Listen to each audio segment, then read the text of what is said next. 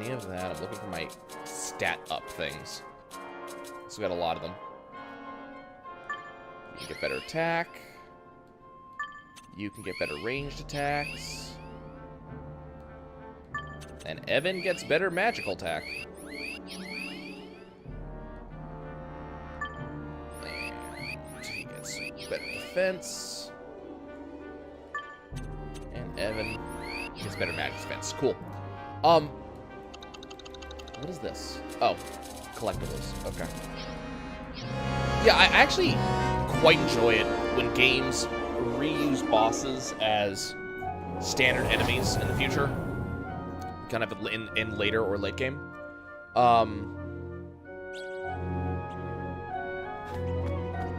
You think blue chests are...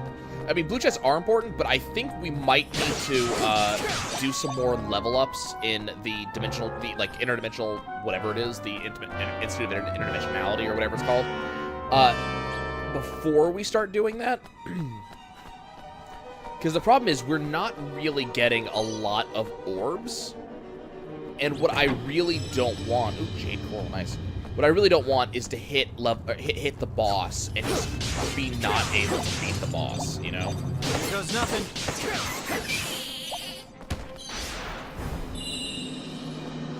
But I love it... Not necessarily love it, but I do enjoy when a game uses a boss as standard enemy in the future, because it gives you an idea of just how much more powerful you are. You know, it took you, once upon a time, 4 of you to beat this boss in the past, right? 25 orbs this time, nice. You know, it took a lot of you to beat him in the past, but now one of you can, like, hold him off with your arm taped behind your back, while the rest of you are fighting other things. And you just have this feeling of, man, I have come a surprisingly long way since the game started. It definitely has good feel, you know, good game feel. It makes you feel like you've gotten stronger. I do appreciate it when games do that. Hello, Chess. Also, I missed this Higgledy over here. Thought he was one of ours. Ooh, they gave me an Amethyst Hue Bloom. Thank you, friend. It's over here. I'm definitely going to use 25 orbs on this chest whenever it gives me the possibility. We're definitely getting more orbs now, and that is also kind of important. Anything over here? No. And nothing over here. Okay, one more passage check real quick, then we'll go open that chest and move on to the next floor.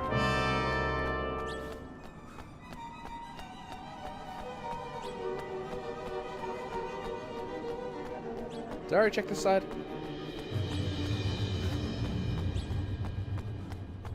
I must have, right? Okay. I'm getting turned around. It's fine.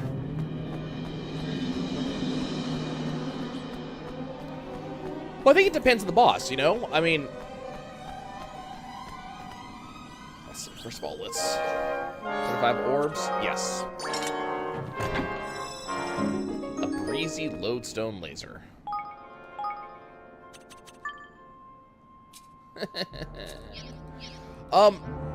I think it really depends on the boss. You know, what I'm thinking of is, you know, like Skies of Arcadia, for example.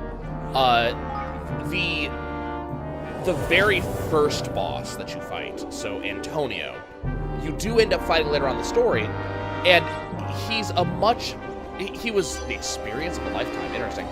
He was already a fairly easy boss to begin with, and then when he gives you to the second time, he kind of feels even easier because you have leveled up a lot, you have become a lot stronger. And it's meant to make, at least in my opinion, it's meant to make Alfonso, like the return of Alfonso, a bit more of a joke. It makes him feel even less threatening, I guess. You know, you don't feel as if this guy was a big deal anymore, and it kind of puts him off so he never feels like he's a threat. On the other hand, you get... Yeah, you fight the second boss of the game, I forget what it's called, the Defender, the Guardian, whatever it is, the robot, and the silver robot. And that's already the hard fight. Like, that's the true, real first boss. So you fight that thing. What do you got, free friend? 3 orbs, thank you. You fight that thing, and then later on, they throw him at you a second time, and now you get kind of the full power thing. And even though you're really powerful by that point, you do have this feeling of, okay, the stakes just got upped. This thing has, you know, instant kill attacks. It's got some big attacks. You know, I have to fight a little bit harder. But it also lets you see, okay, so this is the full power thing, but I'm still able to pull through this. You know, the stakes were upped, but also I am a lot stronger. And then kind of immediately afterwards, that same guy becomes a standard enemy, and you're kind of powering through him. And it makes sense thematically that it's a standard enemy, because you're in the Silver Civilization. You're in a place where these things are supposed to exist. So it makes sense thematically, but it also gives you an idea of this is how powerful I've become, and this is, you know, this is the level that we play at now. So I don't know. In some cases, I like having the boss be kind of a unique entity that we never see again. But I think that only really applies to named bosses, you know? Like, for example, I wouldn't want to see a Kingmaker in this game become a standard enemy at any point. Because you're right, that would take away from why a Kingmaker is important and what makes them interesting. But at the same time, I have absolutely no problem with those lizard warlords becoming a standard enemy because they were never really treated... That was fast. They were never really treated as, like, a special entity. It was just like, okay, these are some monsters that stole Tani. Go fight them so you can get your next character. Here goes nothing. Excuse me. Don't do that.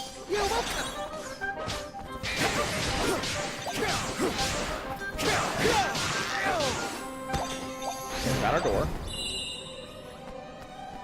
We are gonna hit danger level 3. Yeah, I think it just depends on the boss that you're fighting. It really does.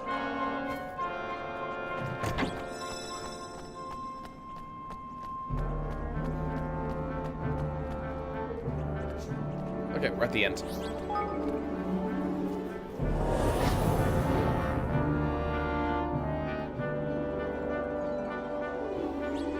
And what do you mean this? What do you mean by that? I'm 100% following you.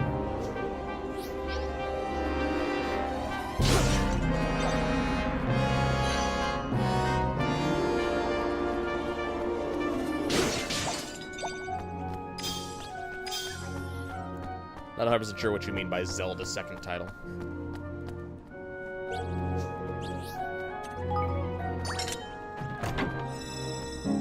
Got a damp Hercules handgun. Is that actually a thing that's good, or? Nope.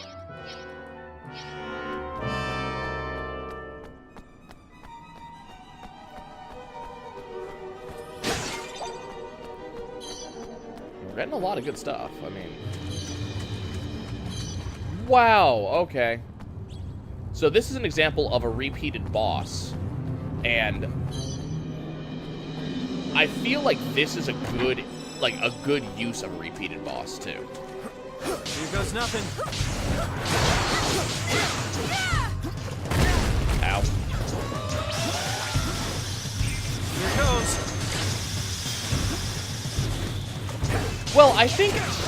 Okay, I see what you're saying. Give them a title and then all of a sudden become a standard enemy. I think it really depends on how big of a deal that enemy is supposed to be, you know?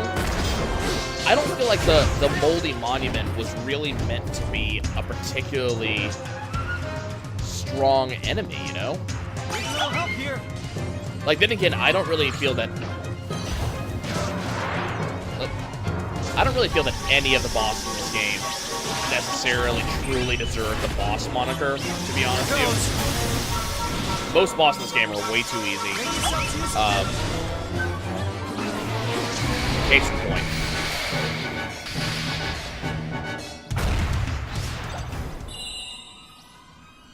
And I like I mean, I get what you're saying. I kind of like the Zelda title thing that it does, just because I kind of it gives a better,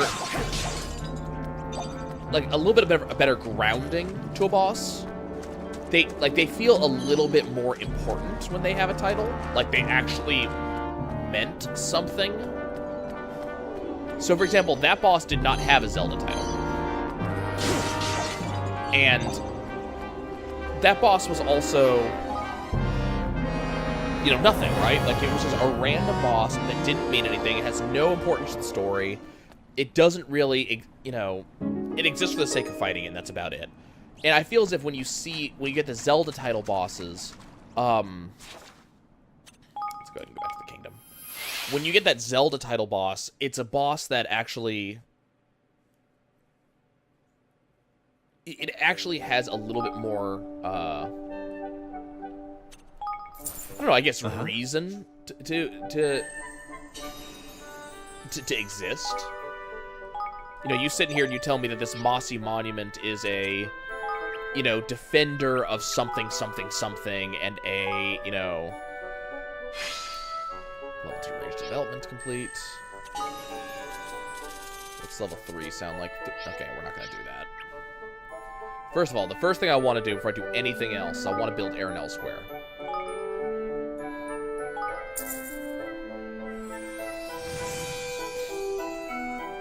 Nice.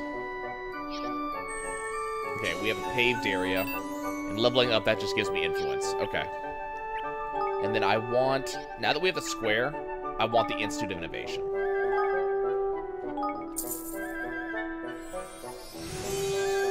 Nice.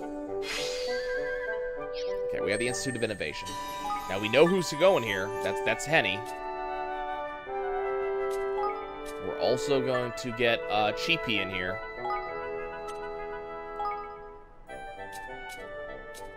Excellent. Okay. So, improved resource gathering, improved material gathering techniques, speeding up item accumulation, lowering costs by 20%. Absolutely. That sounds incredibly important. Okay. Oh, you guys did something. So, orb smashing avoidance. So, we'll get more orbs in the dimensions now. We need more IQ for this stuff. Okay, that'll have to wait. Can anybody else complete? Okay, you completed some research. We're gonna have to come back here to level 2 accessory development.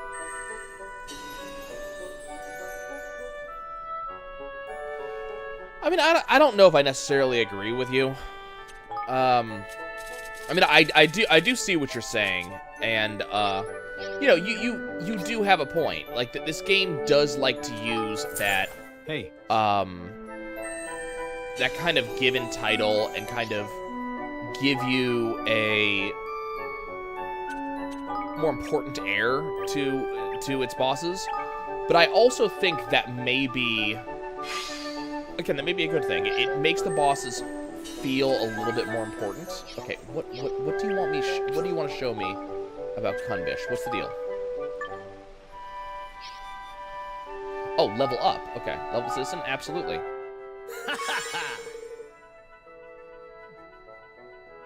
Okay. So he gets from beginner to veteran, and he gets more IQ in a lot of ways. That's really useful, actually. Okay, so I have to make sure to keep an eye out on citizens that are ready to level up then. Is anybody else level? Wow, okay, let's level you up.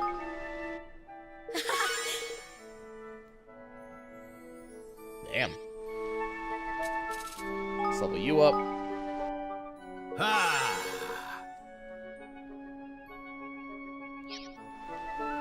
I like that statement. There's more than one string to my bow. Yes? Okay. There you go, Floyd. You get to level up too. Yes. I have other fish to fry. Yeah. Oh. Hey, Persia. Let's go ahead and boost the Humble Bazaar. Yeah.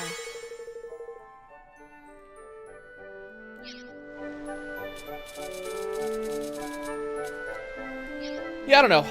For me, it feels like if they have that title, it gives me an idea that they existed for more than just a beat-up buddy, you know? Okay, let's have you guys start researching quality apparel. And I think that's, you know, I just think there's just more depth to the game when you have that, you know, when you have that, I think. Hey, awesome numbers! Thanks for joining and thank you for the host. But I mean, it's also, you know, you also do have a good point that this game. Whoop, don't want to use that. This game does use that title system a lot. You're absolutely right.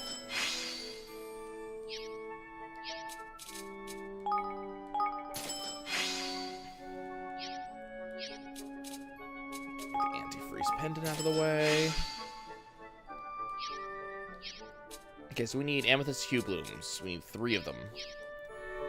Can you sell amethyst hue blooms? Come to do some shopping, eh?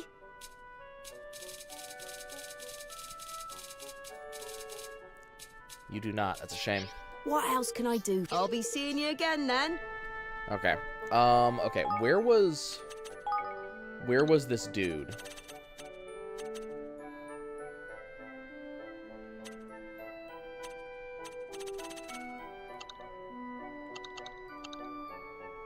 There he is. Okay.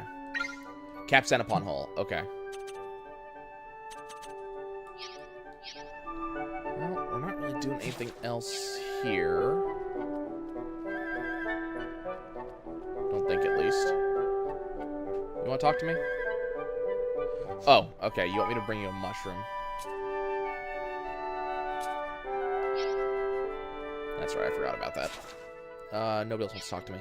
I do want to go check something real quick, though.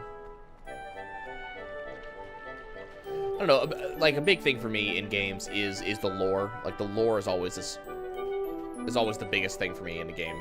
Or one of the biggest things, at least. So, giving me an excuse to have just a little bit more lore. Oh, thank you. Just giving me an excuse to have just a little bit more lore in the game is always...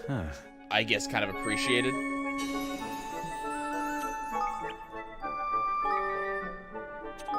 can we research? Yeah, you need more IQ for this. Okay. What do I need for the gardens? I need 52,000. Okay. No, that's not happening anytime soon.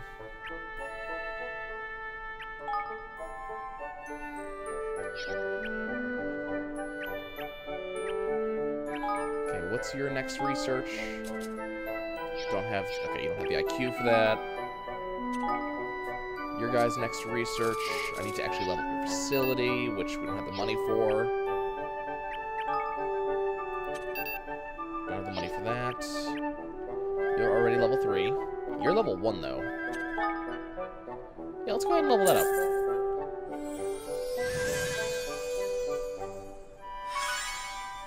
You know, yeah, we actually haven't gone and looked at the Symphorium.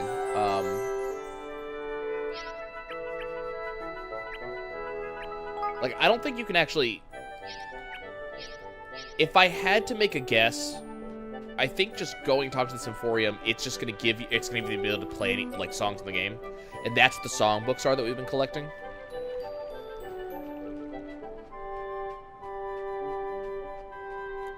We can go look.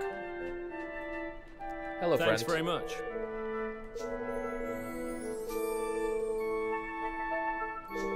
Okay.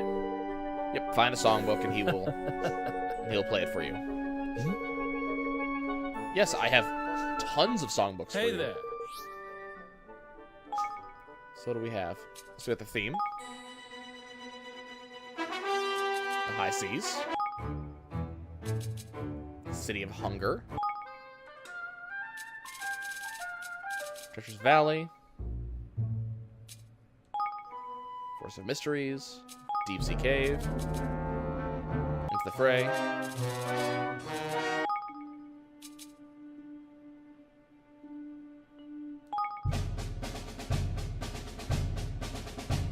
Some cool stuff. We haven't found a ton of them, but we will find more soon. Goodbye. Apparently he can sing like that. Okay. We've done everything I want to do out here. Let's go to Capstan upon Hull real quick. Go collect our friend. I think that's one of the things that, well, apparently they have really good food. I think that's actually one of the things that I really appreciate about No Kuni 1 and 2, is that it gives me this idea that this kind of immense world exists outside of my immediate playing of it. Okay. Yep, you can come join me. Work with the Outfitters. I appreciate it.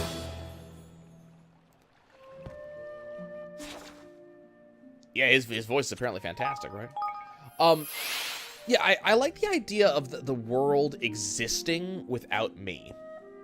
You know? Like,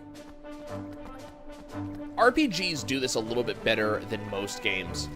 But the idea that the world was not just created for me, that there was something here before I got here, is a really enjoyable thought process.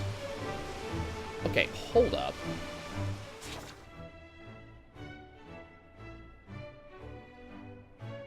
I thought I could get into the backwaters, but apparently I cannot. Because you have to get down from Tidewash Cave just to get into the backwaters. There's no way in. Curiouser and curiouser. I think it depends on the Zelda. Some Zeldas don't do it well.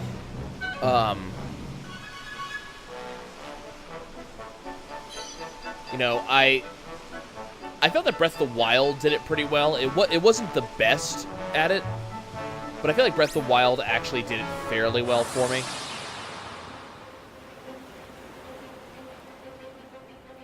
Come on! But, you know, if this world exists, it shouldn't, you know, time should not only pass when I'm standing nearby, you know? It's stuff like that. You know, people should have a history. There should be kind of a thing that is kind of here that goes, yeah, you know, this is a living, breathing world that has been here before you. It doesn't really necessarily care that you exist. I mean, you are, you know, you're important. You know, you're the hero. You're the one that's going to make everything all right again. But, you know, before the ancient evil showed up, there was a world here. This world did exist. These people got along just fine without you.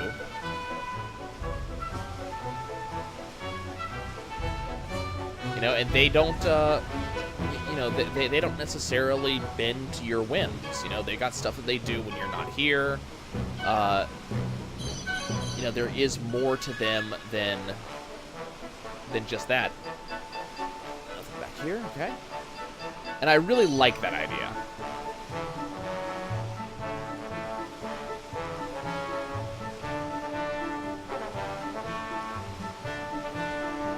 We're just exploring nooks and crannies. I think I'm supposed to be on the other side of the world. But, you know, there's stuff to do over here.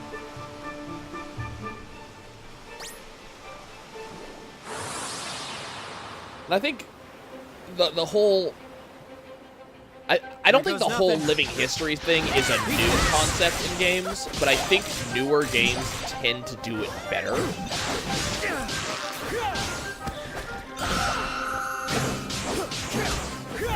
Damn, you have a lot of health. Here goes. Let me just get rid of half of that for you.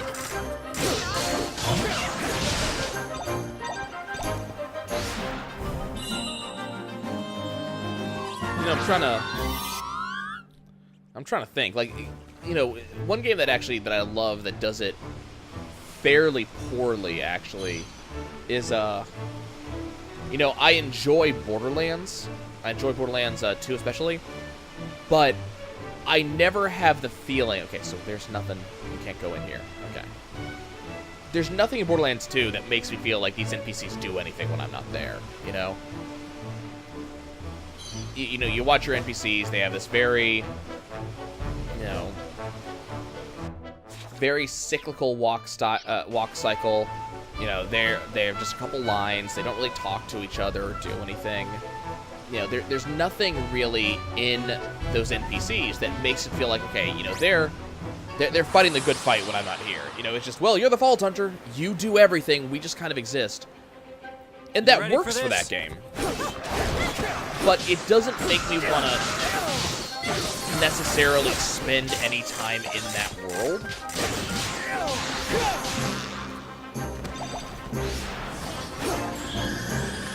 I'd like to say that Bethesda does it fairly well, but that's almost...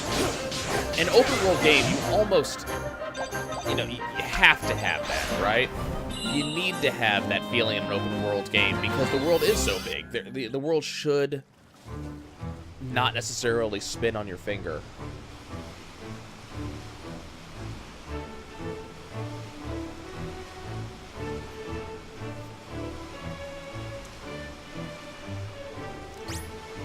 Well, I mean, a lot of the bosses we fought are just monsters. You know, they're not... There's nothing huge about them. They're not necessarily special. They're monsters. They exist. That's what they do, you know?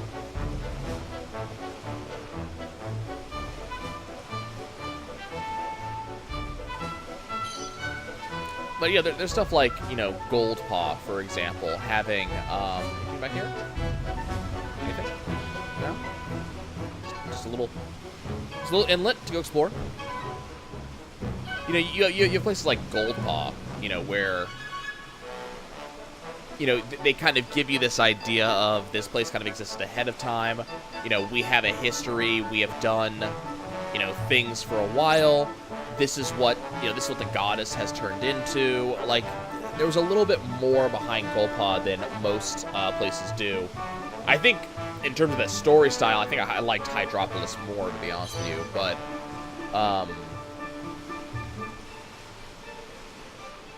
I kind of liked the reveal of what Hydropolis was a little bit more than I liked the reveal of Goldpaw.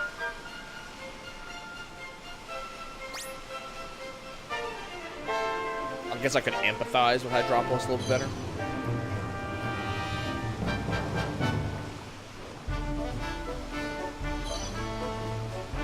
Dude, are you seriously still following me?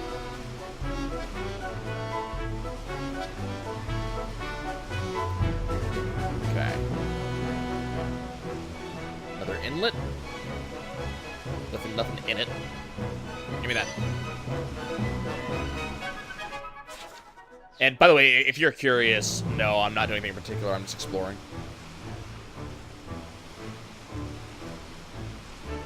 There was a certain point in No Kuni 1 where the game actually actively said, okay, go explore. You know, you actually have the ability to go look at the remainder of the world and see what's there. And while there wasn't a tremendous amount, there was kind of stuff, right?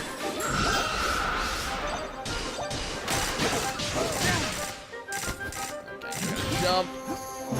Ow. Dude, can you... Okay, look. This is not Street Fighter, okay? Enough juggling.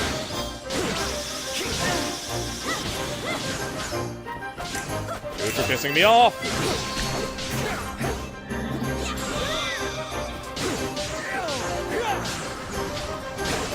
Apparently you gotta be careful in ship-to-ship battles. There is no running away. Like, you are not allowed to run.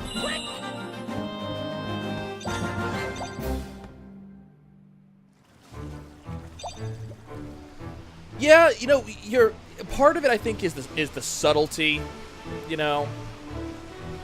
But I think also there's something that I was in a creative writing class a number of years ago, and we were reviewing the stories that our classmates wrote. And several of my classmates wrote fairly good stories that were, you know, fairly engaging. They had some interesting characters in them. They were meant to be short stories. They weren't meant to be particularly longer in depth. But like one guy he's telling a story and all of a sudden then he was hit by a car. It's like, wait, what? You had something good going here and all of a sudden you just gave me this gut punch ending, you know, that, okay, I'm going to make an impact on you. You're going to feel this, and that was it. You know, another guy was talking about some girl who was strange because she had a tail. Like, not like a tail as in like an animal, but like just extended coccyx. And she's very self-conscious about it, and she has trouble going from her day-to-day life about it. And then all of a sudden she gets killed by some murderer who specifically goes after people who have tails. Like, that's all it was. The story just kind of ends really quickly for no particular reason. And it was this kind of gut punch. And it felt like, I'm going to make an impact on you. Like, I built this up, and I'm going to make this impact. But also, it feels fairly, cheap to the reader when you do that. Because you're just kind of messing with their emotions for no good reason. It's kind of like a jump scare in a different way. You know, it's not going to scare you, but it's like this. I'm going to make a sudden emotional impact to you, and you will feel this. And that's kind of what Goldpaw felt like to me. It felt like, okay, you know, I've given you a little while to get used to, you know, used to these people. You're going to really not like, you know, Pugnacious. And now I'm going to give him a really good reason to be that jerk. And you're going to, all of a sudden, you're going to, you know, you're going to feel bad for him. You're going to feel bad that you doubted him. And it's like, okay, well, you know, you didn't really give me much there, a reason to empathize with him. He's kind of a jerk no matter what. His people are jerks. You know, there's no reason to really empathize with this character. And okay, you know, he's taking care of orphans. Okay, the orphan thing, it's really easy to use the orphans and the poor as a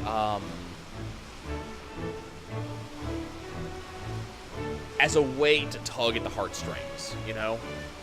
Most people in general are gonna feel like, yeah, if I have the opportunity, how did I never pick up this trapdoor?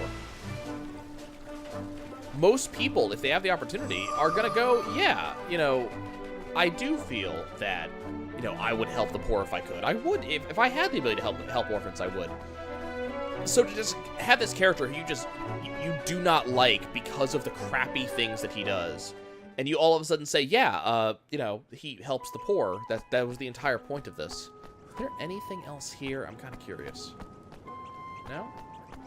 Okay. So his story, you know, didn't feel like it doesn't look like Goldpaw has poor. You know, it doesn't look like there are homeless or are orphans in Goldpaw. You don't get anything personality-wise from Pugnacious that makes it seem like this is a thing that he cares about. So he just didn't, like, it was a cool story, and the whole, you know, the idea of him helping the poor is a nice thing. You know, it gives you that it gives you once again that idea that this character goes beyond just what he is. And these are my reasons. And I do like that. You know, don't get me wrong. I do like that that Pugnacious has reasons for what he did. And it really goes along with, so far at least, I don't know if Broadleaf is going to continue this theme, but I have a feeling that it will. You know, we get this theme of the road to hell is paved with good intentions. That's kind of the theme I'm seeing. But so it's good that that Pugnacious was not just this screwed up leader for the sake of being a screwed up leader. He's not taking money for the sake of taking money. He doesn't want the money. He has something he's doing with it, and I do appreciate that. You know, evil for the sake of evil is not as entertaining or as it's not as entertaining, but it's also not as fun to defeat. What is that? That's not on my...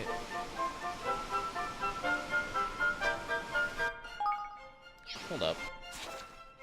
Okay, I'm just facing away and just have to face it. Okay. evil for the sake of evil is not as fun to defeat, and it's not, you can't empathize with it. You need evil that is, you know,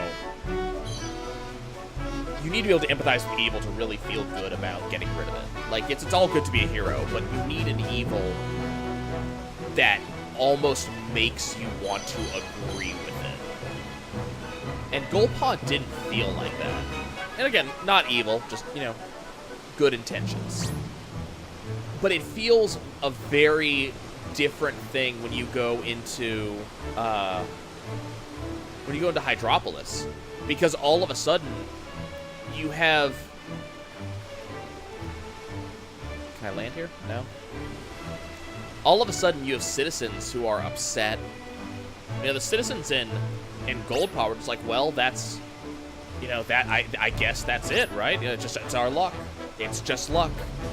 You know, maybe taxes will reduce next time, but they've doubled up a couple times. But no one's thinking, you know, man, this is weird. Everybody's just like, well, it's unlucky. I mean, that sucks. Life sucks a little bit right now, but it's okay. It'll get better. Hydropolis did feel broken. It looks broken. Like, it looks like kind of ancient Greek architecture that has been around for a while. You see broken things, the city's sinking into the sea, you know, and that doesn't necessarily matter because it's mermaids. So I guess, like, I noticed it just because I was looking at the architecture and I enjoyed the look of it. But the city's sinking to the sea, but no one cares because they're mermaids. Like, okay, oh well, we'll have to swim a little bit more, big deal. But then you start getting things like, yeah, the queen never shows her face, and all of a sudden it's like, okay, so the queen's the bad guy. It's like, well, no, the queen's not necessarily the bad guy. And all of a sudden, this is what's been going on that you haven't noticed, or that we didn't tell you. And all of a sudden, it's a much larger deal, the stuff that it actually tells you. And you're right, it gave hints and told you a little bit, like, this is what we're seeing. I don't think you necessarily could have pieced it together, but after the fact, you can go back and you can go, okay, now I understand. You know, I understand what I was seeing. And I've always liked that type of story, so I think part of it is I just like the story of, you know, we gave you all the hints, but not enough to piece it together. Now let's put it together so you actually understand what it was you were seeing in the first place. Hydropolis just felt better. As I said, it didn't feel as gut-punchy.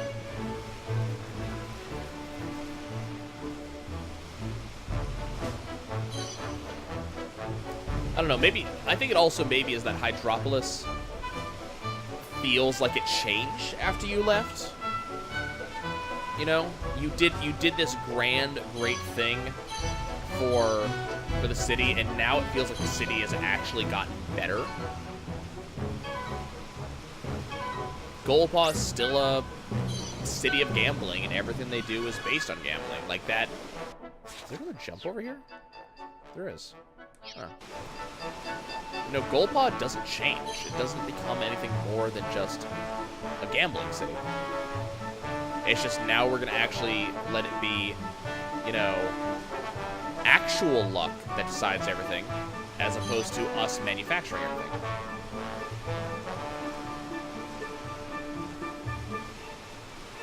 Okay, why do I want to jump this as opposed to going around?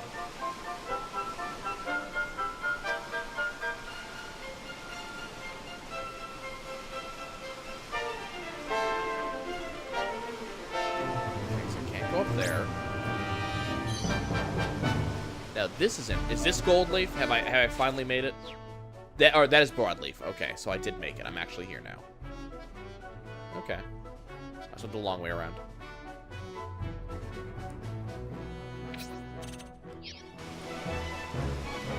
Yeah, I think the social media things did help.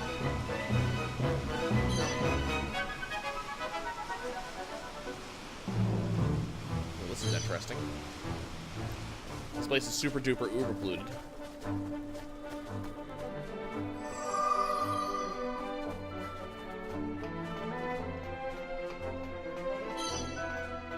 Are you guys like, you guys gonna be okay in this? Like,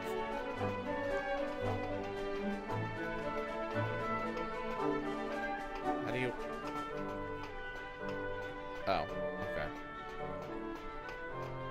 Cool. Got some spangle goo over here. Oh, new enemy type. Got some 3-leaf stowaway.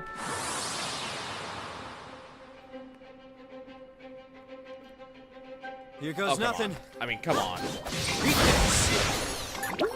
I think the game may be understanding that we're killing enemies too quickly because it's just giving me more.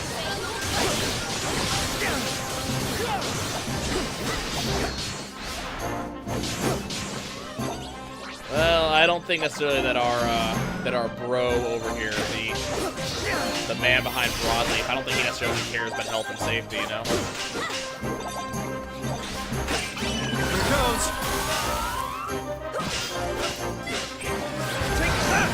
There we go. Doesn't have an elemental attack.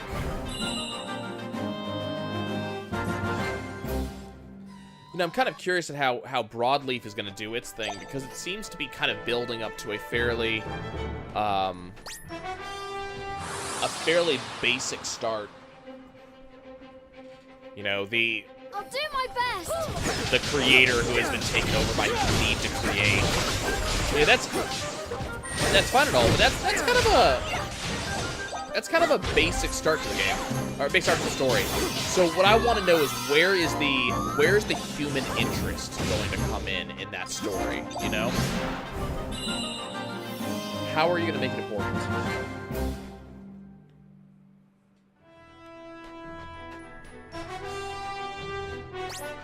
Lots of enemies in this area. I'll do my best. Goodbye, thing. You were cool for a bit. Then you died. Ooh, a smoky quartz hewlip.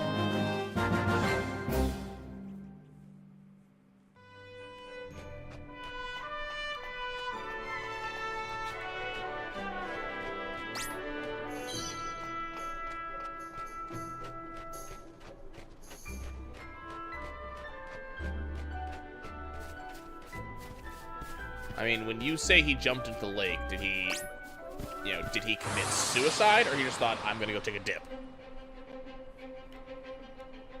I'll do my best. I'm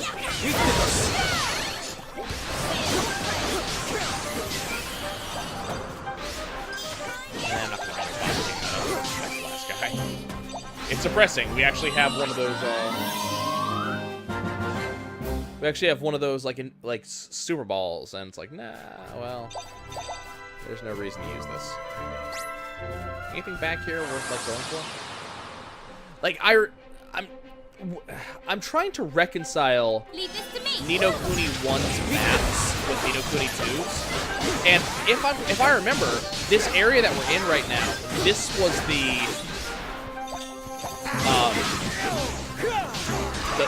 pig like the pig kingdom, you know, the kingdom of industry, and so I'm looking for that. What is that? You guys see that over there? What is that? 4-leaf stowaway. We did it. We got it. We got some 4-leaf stowaway, guys. Ooh, Fathomless Forest.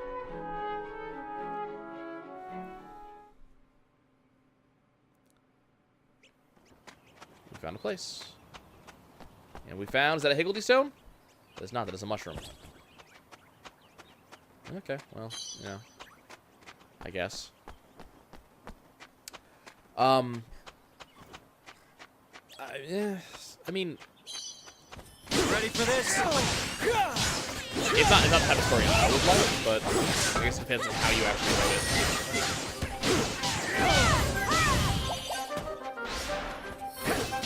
Like, I'm not a fan of suicide stories for a variety of reasons, but also, oh hey, we got a just right off the bat monster. What level are you? Absolutely. I'll do my best. Here goes.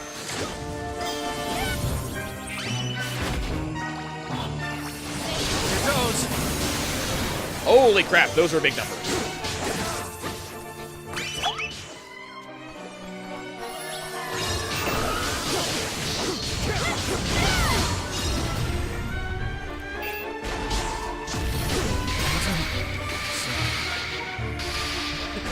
At the same time, really?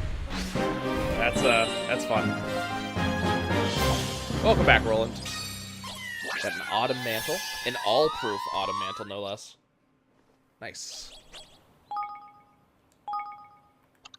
Is that actually any good for you, Roland? Nope. But that's probably good enough to get Evan to switch.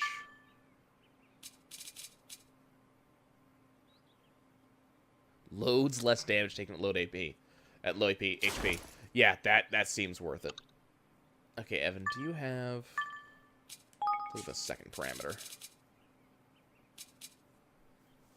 152. Okay, so you can actually take that. So we don't necessarily want it in Roland. That's good.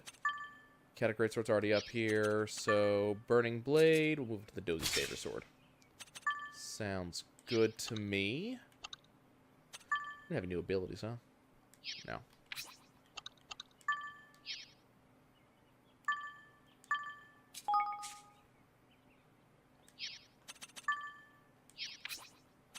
Just checking this stuff real quick before we move on. Hello. Ooh, that lance is glorious. Look at that nonsense. Good stuff. Do I have weapons for you? There, have a weapon.